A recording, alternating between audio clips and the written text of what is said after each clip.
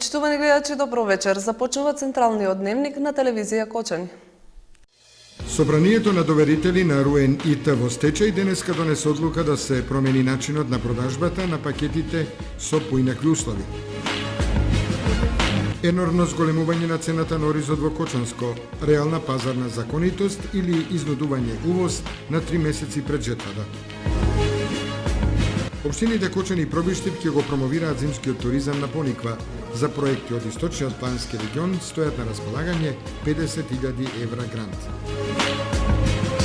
По повод празникот Петровден, во Сдруженијето на пензионери во Кочани отворена изложба на домашни ракотворби. Во чест на Петровден на Пониква во сабота ќе се одржи манифестацијата на Петровден сите на планина, како и Влашкиот етнофестивал. Тренерот Крсте Крстев ги започна подготовките со фудбалерите на фудбалскиот клуб Осогово. Пресконференција на боречкиот судија Љупчо Јанев по учеството на неколку меѓународни првенства. Останете со нас, се враќаме веднаш по рекламите.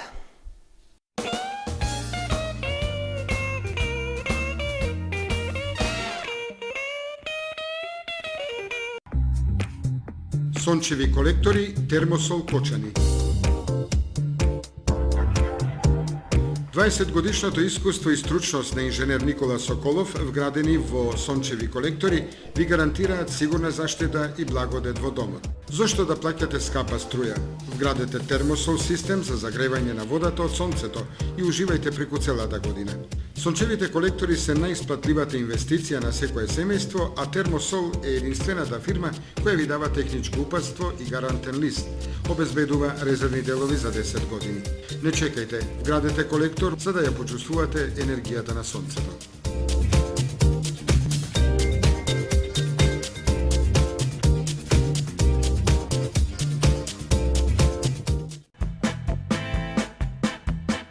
Звучна изолација, безпрекорна топлина во вашиот дом, оптика и комфор. ПВЦ прозорци и врати за цел живот, Александрија ПВЦ Лајн Кочани. За да инвестирате во енергетски штедлив дом, можете да користите и Алфа зелен кредит од Алфа банка. Секако вид на алуминијска столарија и дрвени собни врати. Контакт телефон 033 297 440.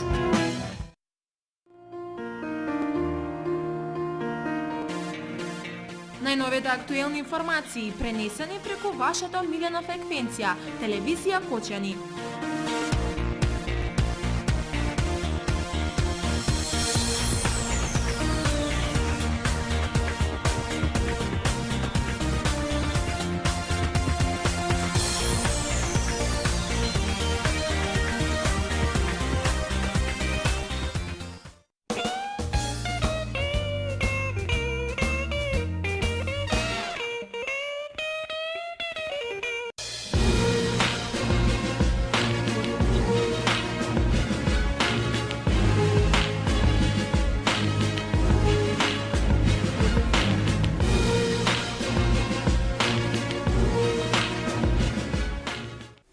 Собранието на доверители на РУЕН ИТ во стечај денеска донесе одлука да се промени начинот на продажба на пакетите 1 и 3, со која наместо со проценетата цена на капиталот ќе се прибираат писмени понуди без почетна цена, но со задолжителен влог од 500.000, односно 4.000 евра по пакет.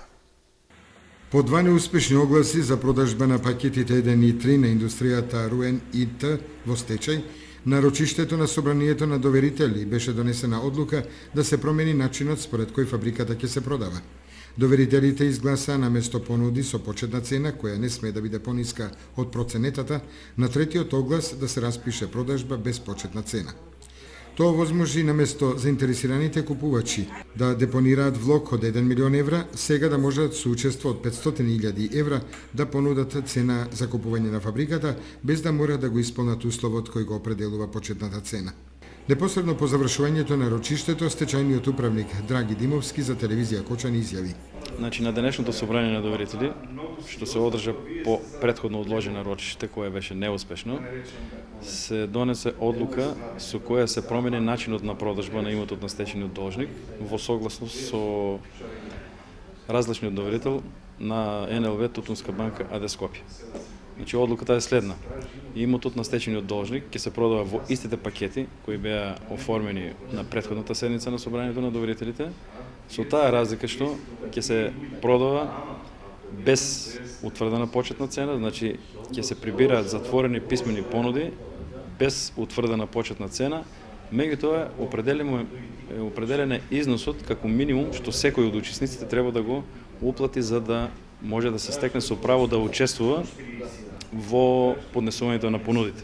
Значи за пакетот број 1, кај што е фактички 90 и повеќе посто од имотот за стечајниот должник, треба да се уплати минимален износ 500.000 евра за да се учествува на огласот, а за пакетот број 3, кај што се сместени возилата на стечајниот должник, треба да се уплати 4.000 евра за да може понудувачот да учествува равноправно во поднесувањето на понудите. Вториот пакет, тоа беше суровини, материјали, недовршени производи и готови производи и понатаму ќе се продава согласно одлуката на веќе донесена од собранието на доверителите, значи по цени, по процената вредност, на вообичаен начин, значи со издавање на фактури, испратници, профактури преку продажното оделение на стечениот должник, значи таму нема намалување и ќе тече вообичаено како и досега.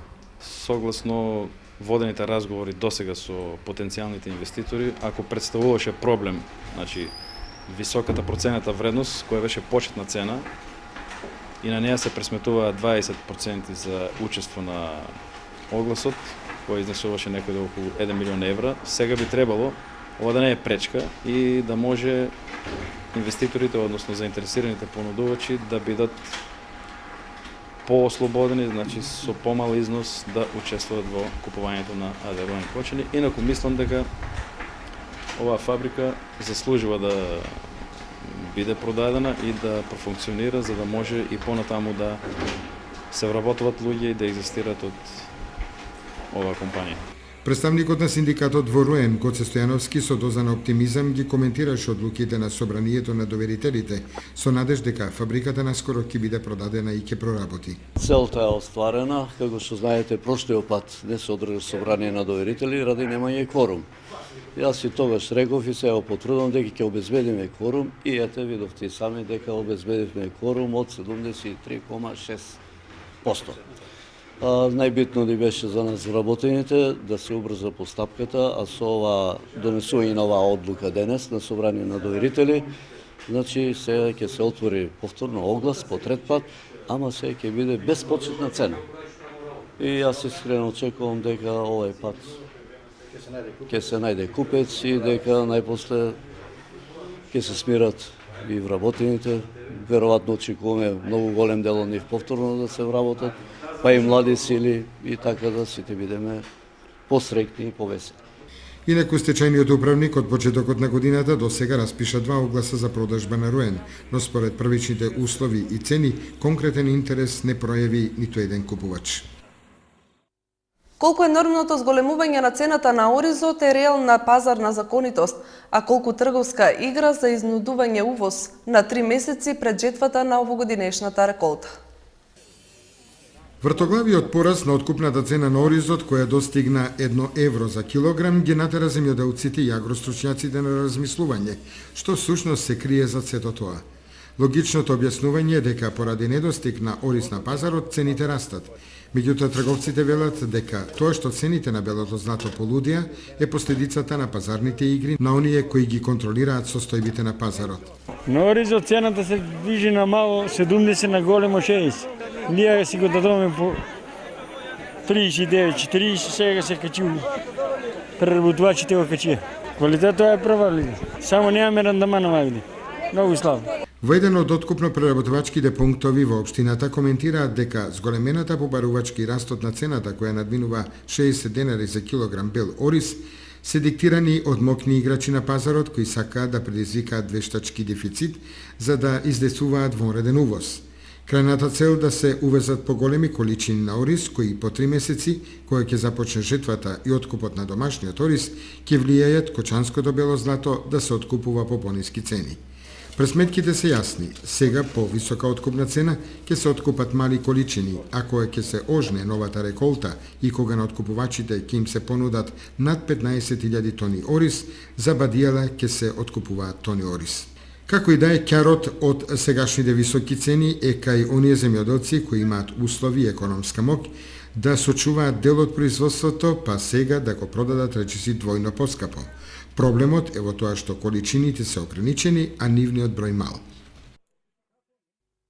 Општина Кочани ги известува граѓаните дека во недела ќе биде затворена улицата Стево Теодосиевски поради градежни работи. Општина Кочани ги известува граѓаните дека, поради изведување на градежни активности, в недела на 14 јули, во периодот од 6 до 21 часот, улицата Стево Теодосиевски ќе биде затворена за сообраќај. Патничките возила ќе бидат пренасочувани по улицата Маршал Тито, крстосница Шопинг, улица Димитар Влахов, а товарните возила и автобусите ќе се обраќаат по улицата Никола Карев во правец на Основниот суд. Општините Кочани и Пробиштип ќе го промовираат зимскиот туризам на Пониква. За проекти во источниот плански регион на општините им стојат на располагање грант од 50.000 евра. Општините Пробиштип и Кочани заинтересирани за промоција на зимскиот туризам. Ски центарот Пониква е заеднички проект со кој ќе аплицираат за средства од грантот на источно-планскиот регион. Од одделенијата за урбанизам, заштита на животната средина и локален економски развој на општина Пробиштип сметаат дека овој регионален проект има тенденција да стане меѓународен. Општините од регионот повеќе се заинтересирани за вложување во инфраструктурните проекти. Развојот на регионот го гледаат во решавање на горливиот проблем со патната инфраструктура. На 11 општини од источно-планскиот регион им стојат на располагање 50.000 евра, грантот ГТЗ-ред за изработка на проекти за развој на регионот. Вредноста на проектите за кои ќе можат да аплицираат општините од истокот се од 100.000 до 250.000 евра.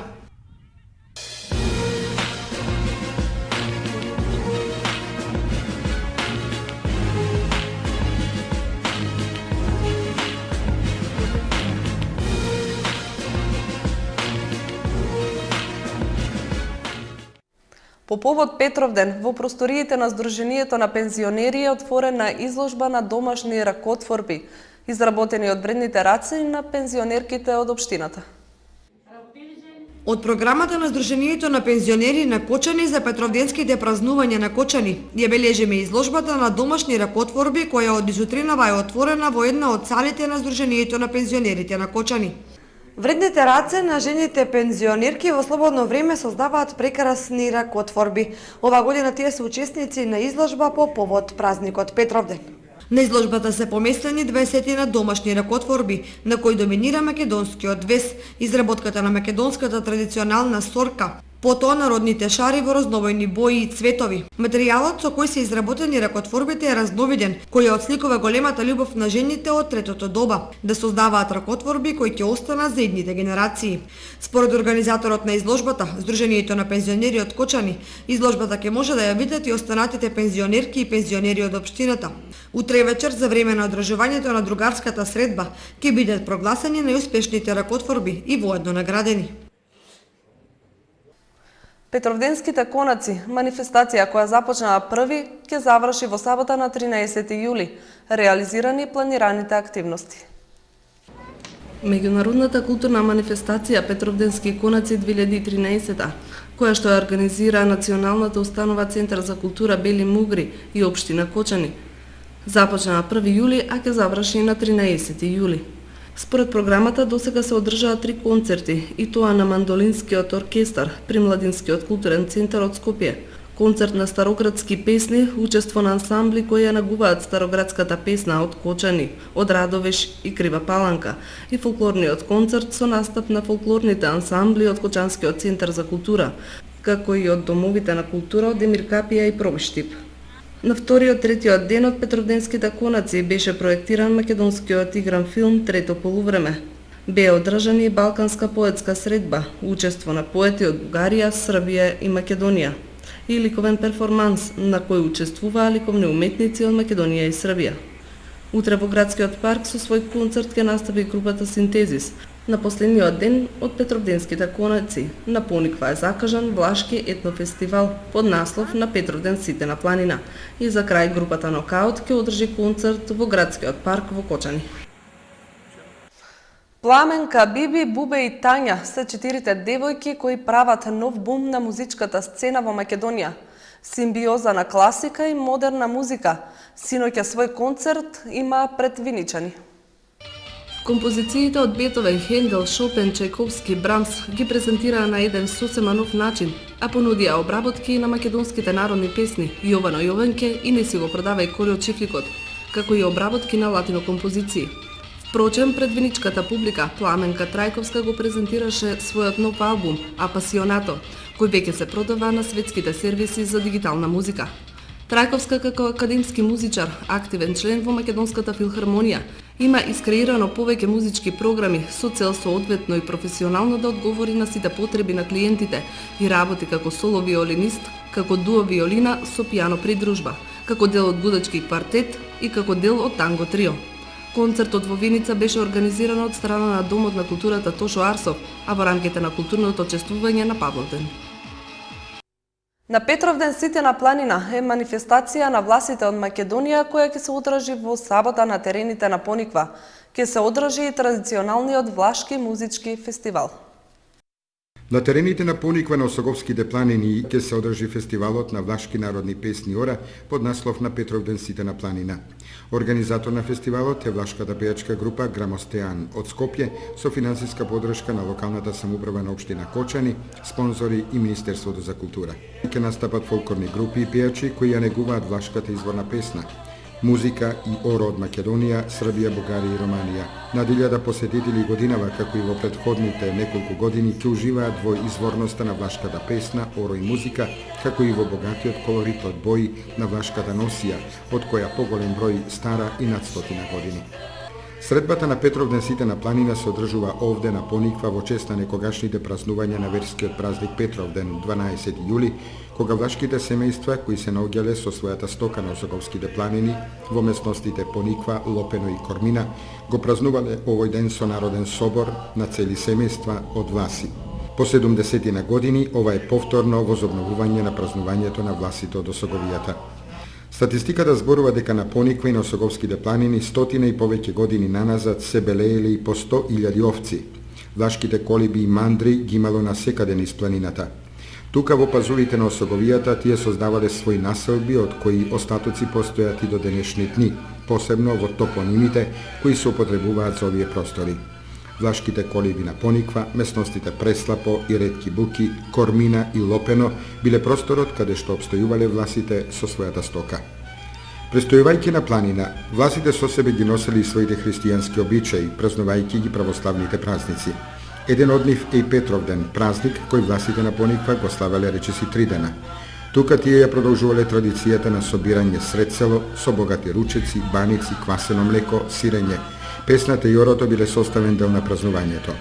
Момите и ергените фатени наоро играле и пееле до доцна во ноќта. Се раѓале и по некоја љубов која подоцна завршувала со брак и многудетно семејство. Традицијата, обичаите, песната, орото, фолклорните и етнолошките елементи од минатото се уште се присутни и ги красат власите од овој крај и пошироко во регионот. Семејна драма во кочанското село Спанчево. Соседи си ги искршиле мопедите и домовите.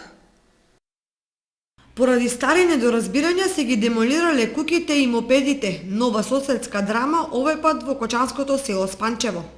Според МВР, пресметката помеѓу соседите почнала вчера околу 14 часот, кога во домот на 65 годишната С.И. влегол незиниот сосед Б.М. и со камења почнал да ги крши инвентарот и прозорците. Сведоци на демолирањето биле соседката на С.И. и незиниот 17 годишен внук. Малолетните внуци на С.И. се збесниле кога виделе што прави Б.М. Излегле во дворот и со секира го искршиле неговиот мопед кој бил паркиран пред куќата на нивната баба. Гневниот сосед го видел ова, излегол надвор и им се одмазил на малолетниците кршејќи го и нивниот мопед. На помош пристигнали и братот и таткото на Б.М. кои ги избркале двајцата малолетни внуци на С.И. Според информацијата од полицијата, приведени биле 28 годишниот БМ и неговиот татко и брат. Против нив ќе биде поднесена соодветна пријава по расветлување на случајот. Суседите подолго време имале недоразбирање, кои често доведувале до жестоки кавги.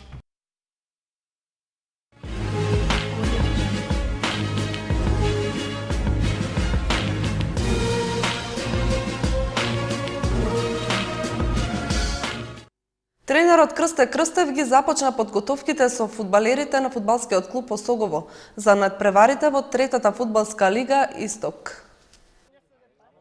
На првата прозивка се појавија 13 играчи кои по запознавањето со начинот и програмата на подготовките кратко го одработија тренингот. Фудбалските турнири кои се во тек беа причина некои играчи да не присуствуваат на прозивката, но како што беше појаснето, се очекува веќе од понеделник да се појават сите играчи и да се започне со реализација на програмата за летните подготовки. Значи решивме на време да ги почнеме подготовките, да се екипираме. Во текот на неделата очекуваме уште неколку нови фудбалери, така да комплетни веќе од следната недела да започнеме со подготовки, каде што се планирани и 11 дена по 2 пати на ден, каде што е обезбедено и ручек за фудбалерите и се надеваме дека со добри тренинзи, макотрпна работа, дека ќе подигнеме формата на фудбалерите и нема да бидеме очени како во претходната сезона и нема да се надпреваруваме само како да сме во лигата, туку ќе грабиме со една единствена цел да сме на прво место и со право за бараш надпревар, каде што ќе постигнеме целта втора лига. Веќе сите фудбалери добија по 2 комплети опрема за тренинг, добивме нови реквизити, имаме порачано нови фудбалски топки, исто така и нови дресови, значи сите оптимални услови за нормален тренажен процес ќе бидат обезбедени како што беа ветени од управниот одбор и од спонзорите и се надеваме без проблеми да едноставно ја подигнеме формата и ја постигнеме целта на клубот. Инаку самиот тренинг започна во малку тензична атмосфера помеѓу спортскиот работник Атанас Кушевски од таборот на другата управа на Осогово и спортскиот работник Драган Здравков околу тоа кој го има легитимното право да се представува како фудбалски клуб Осогово.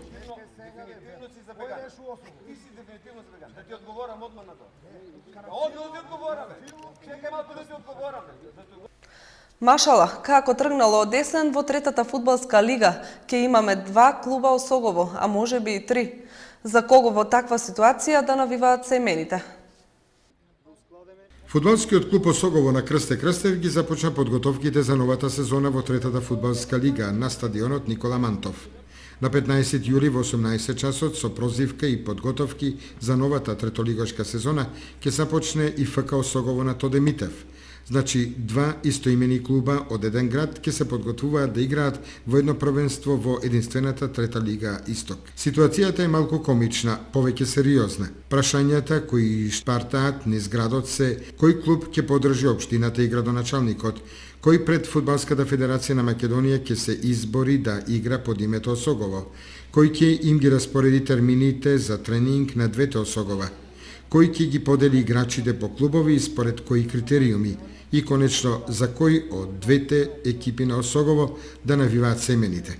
Во битката помеѓу двете раководства или двата клуба, едниот ќе изгуби и веројатно, ако сака да се занимава со фудбал, ќе мора да се пријави и започне од општинската лига. Но прашањето е, кој е правниот или било каков наследник на славниот градски клуб Осогово? Може би токму на 15 јули, кога на стадионот ќе се појават уставно двата клуба, ќе се добие одговор на ова скокотливо прашање. Боречкиот судија и военно делегат во борењето Љупчо Јанев, по завршувањето и неговото учествување на неколку силни меѓународни првенства, одржа пресконференција. Јанев посочи дека за мошне краток период има учествувано на 3 големи меѓународни првенства: Европското првенство за кадети што се одржа во Бар, Република Црна Гора, Медитеранските игри во Мерсин, Турција и Европското првенство за јуниори што неодамна заврши во Скопје, Република Македонија. Организацијата беше на високо ниво, иако црногорците немаат многу борење развиено и тоа се покажа како добри организатори. Медитеранските игри ми беше големо задоволство. Ние минатата година За прв пат влеговме во медитеранските игри како Македонија званично и оваа година прв пат учествувавме на медитеранските игри. Значи тоа беше за мене едно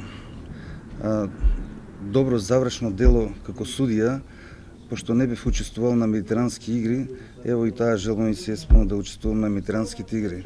Македонските борачи пројдоа многу добро на медитеранските игри во однос на другите првенства на европските за кадети и за јуниори. Освоија 4 медали, 1 второ и 3 трети места.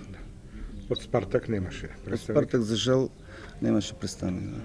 Истакнувајќи одличната организација на сите првенства, Јанев подлече дека младите категории кадети и јуниори од Македонија не направиле речиси ништо на овие меѓународни надпреварувања, што е аларм за луѓето кои го водат борењето во државата. Потенцирајќи го успехот на медитеранските игри, каде беше освоен 1 сребрен и 3 бронзени медали, друго речиси и да немаше место за радост, вели Јанев. Јанев присуствуваше и на отворањето на медитеранските игри, каде што неговиот сограѓанин, кошаркарот Дарко Соколов, ја добил честа да го носи знамето на Македонија, што е една голема чест и признание ако се знае дека на игрите учествуваа околу 6000 спортисти од 26 држави. Тоа е еден врв на секој спортист. Значи да учествува на едно такво надпреварување, а посебно да го носи знамето на својата држава. Тоа нема на кој да нема задоволство да биде учесник на такви игри, а посебно знаменосец да биде голема работа за Македонија и за нашиот град. Јанев најави дека престојното светско првенство за јуниори кој ќе се одржи во Софија, Република Бугарија, ќе значи завршување на неговата богата спортска кариера.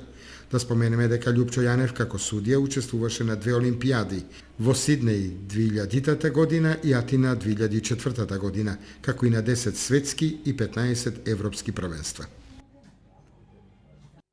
Виничанецот Драган Јовановски стана балкански првак на балканското првенство во стрелање на големи далечини во Златибор. Драган Јовановски со својот професионален скајпер со калибар 308 постигна одлични резултати на балканското првенство во стрелање на големи далечини во Златибор.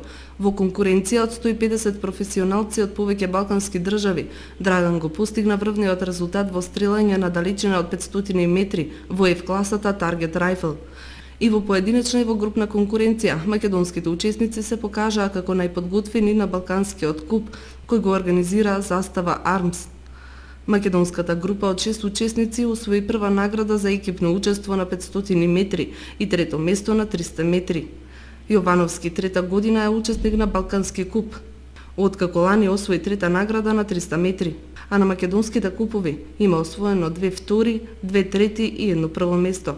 За мене задоволството од овој спорт е признавањето и респектот од другите надпреварувачи да бидеш ценет, бидејќи сите тие се добри и искусни стрелци кои знаат да пукаат, а да бидеш најдобар меѓу најдобрите е повеќе од сатисфакција, вели Драган. Стрелањето е спорт кој бара инвестиција. Во Виница има млади луѓе кои се љубители на стрелањето, но клуб нема. Општина Виница за потребите на полицијата веќе презема активности за реконструкција и доградба на стрелиштето кај место викано Сушица.